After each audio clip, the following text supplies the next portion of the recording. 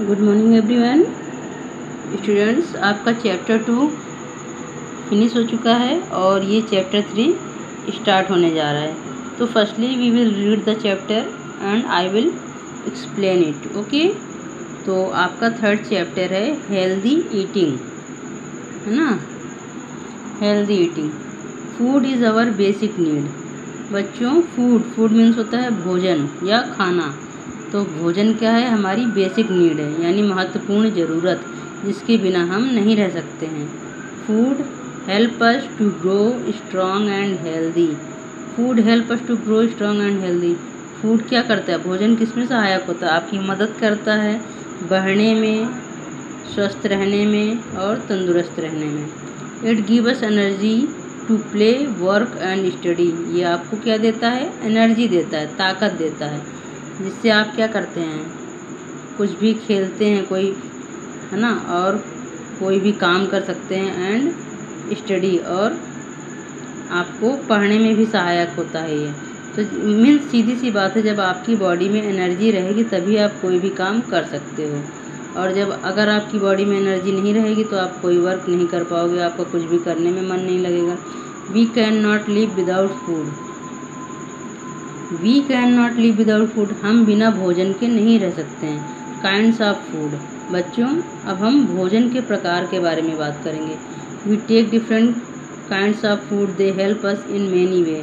We take different kinds of food. हम अलग अलग टाइप के भोजन करते हैं। दे हेल्प अस इन मैनी वे, जो कि हमारी बहुत सी तरीके से हमारी मदद करते हैं। पहला क्या है? एनर्जी गिविंग फूड, है ना। Energy giving food means energy giving food का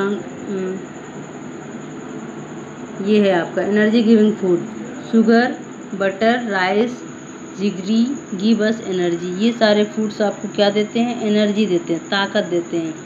we use this energy to work and play. और आप इस एनर्जी को, आप इस ताकत को किस में यूज़ करते हैं? To work and play. कोई काम करने में और खेलने में आप इस एनर्जी को यूज़ करते हैं। तो ये आपका पहला क्या हो गया? Energy giving food. दूसरा क्या है? बॉडी बिल्डिंग फूड, है ना। Body building food. Milk, eggs, fish, meat and pulses help us to grow. अब देखिए, ये सारी चीज़ें आपको किस में सहायक करती हैं?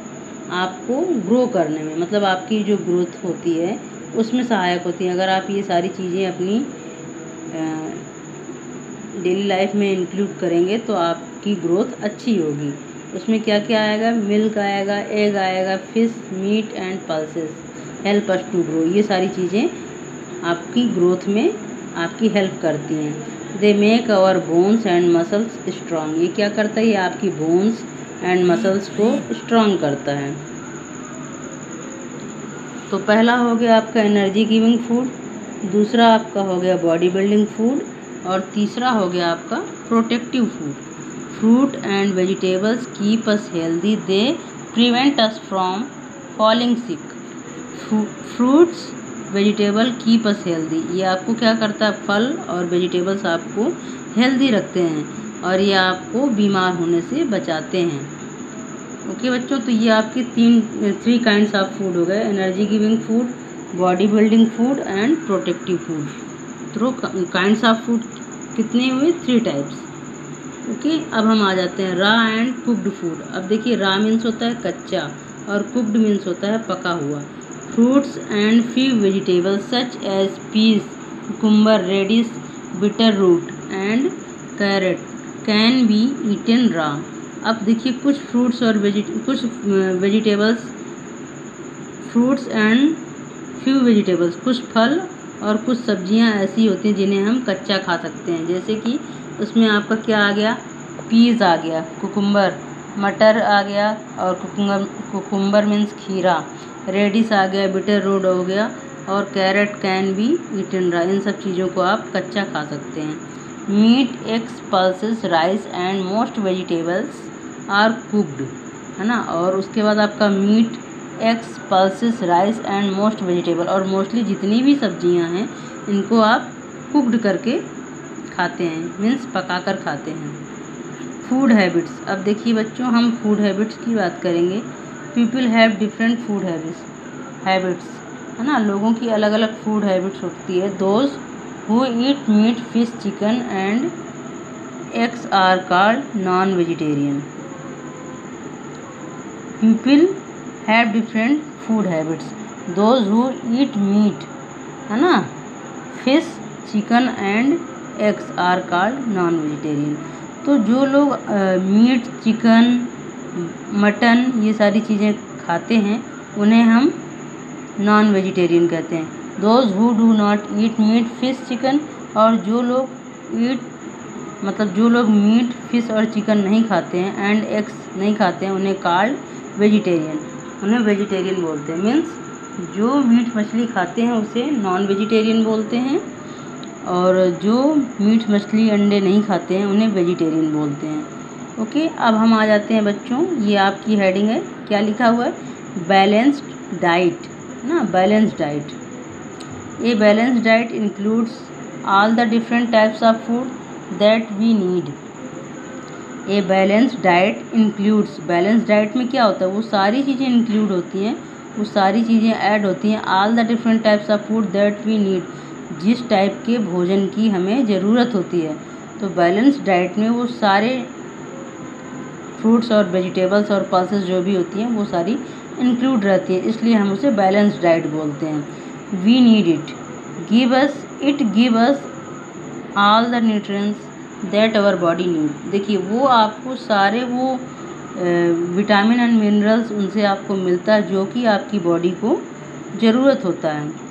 ओके बच्चों, अब हम आ जाते हैं नेक्स्ट पॉइंट पे, a healthy diet is important. अब देखिए क्या है, a healthy diet is important. तो एक हेल्दी डाइट जो होती है वो बहुत ही इम्पॉर्टेंट होती है ना। मीन्स आपको जो एक डेली चार्ट जो आपका होता है वो अपनी डेली लाइफ में आपको इंक्लूड करना चाहिए।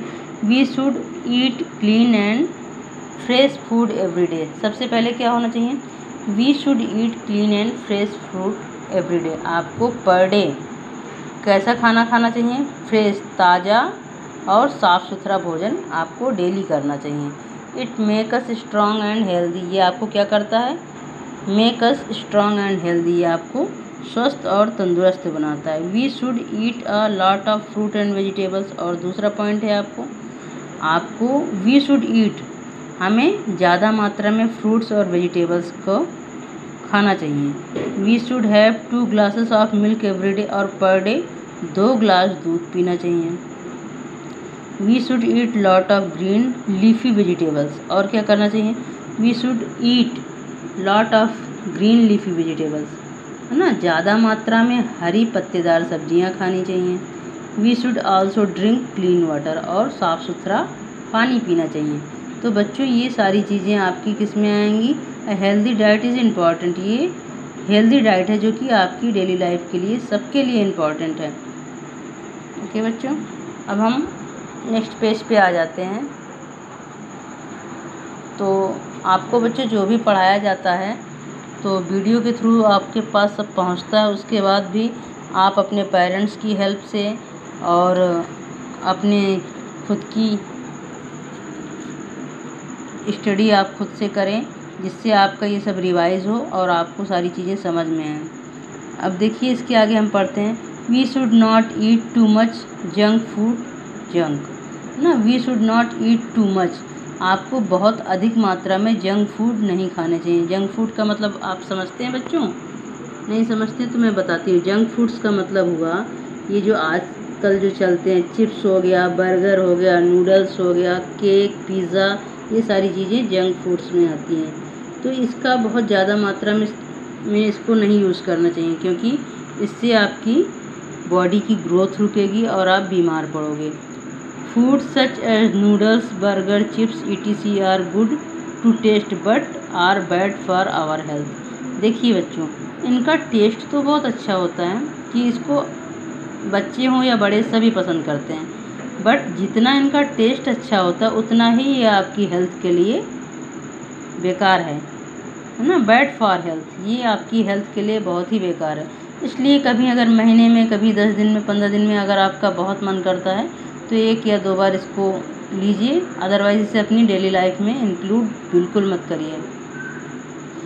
कि बच्चों अब हम आ जाते हैं 3 meals a day. 3 meals a day, we should have 3 meals a day, है ना। अब मील मीन्स होता है भोजन, तो एक दिन में हम 3 meals a day, we should have 3 meals a day. पहला क्या है, breakfast. This is the first meal of the day.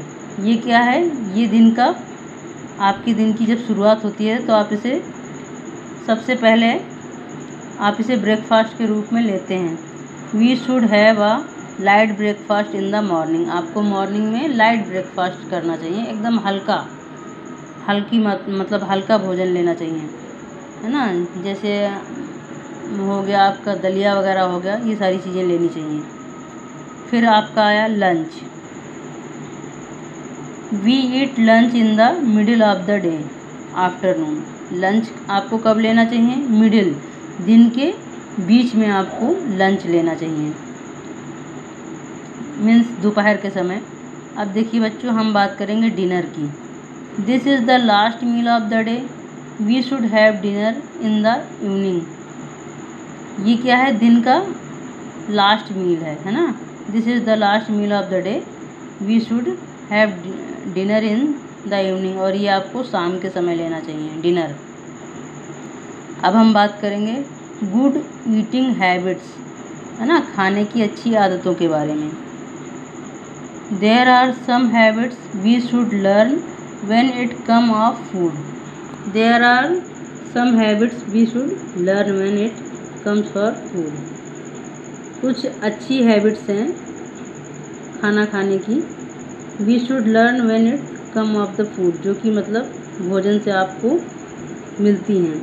We should eat fresh, we should eat fresh home cooked food on the time. आपको क्या करना चाहिए, आपको हमेशा fresh, साफ़ सुथरा और ताज़ा भोजन करना चाहिए। वो भी कैसा भोजन, जो कि आपके घर में पकाया गया हो, आपकी देख रेख में, या आप, है ना, आपके किसी फैमिली मेम्बर्स ने बनाया हो, वो भोजन आपके लिए सबसे शुद्ध और स्वादिष्ट होगा। We should eat different kinds of food. हम अलग अलग टाइप्स के भोजन खाते हैं या खा सकते हैं। We should drink plenty of water. बहुत ज़्यादा मात्रा में पानी पीना चाहिए। We should eat chew our food well. अपने भोजन को अच्छे से चबा चबा कर खाना चाहिए। We should have our meals on time. आपको अपना भोजन हमेशा समय पर लेना चाहिए। We should keep food covered and store in the refrigerator. हाँ देखिए बच्चों, नेक्स्ट पॉइंट है we should keep food covered. भोजन को हमेशा ढक कर रखना चाहिए। And store in a refrigerator, और हमेशा फ्रिज में जो भी बचा हुआ भोजन हो वो आपको अपनी फ्रिज में उठाकर रख देना चाहिए, जिससे बच्चों वो वेस्ट ना हो, वो ख़राब ना हो, और आप उसका यूज़, वैसे तो काम यही करना चाहिए कि जितना खाना हो उतना ही बने, और उसके बाद जब आपको दोबारा भूख लगे तो ताज़ा भोजन करना चाहिए। लेकिन अगर बच जाता है तो उसे आप रेफ्रिजरेटर में स्टोर कर सकते हैं, जिससे वो ख़राब नहीं होगा, वेस्ट नहीं होगा। Fruits and vegetables should be waste before cooking और ईटिंग। जो भी आपकी फल और सब्जियां हैं, है ना, तो मतलब अगर कच्ची सब्जियां हैं जो पकाकर खाई जाती हैं तो उन्हें पकाकर ही खाएं, और बाकी जो फ्रूट्स वगैरह आप कच्चे खा सकते हैं उन्हें कच्चे खाएं।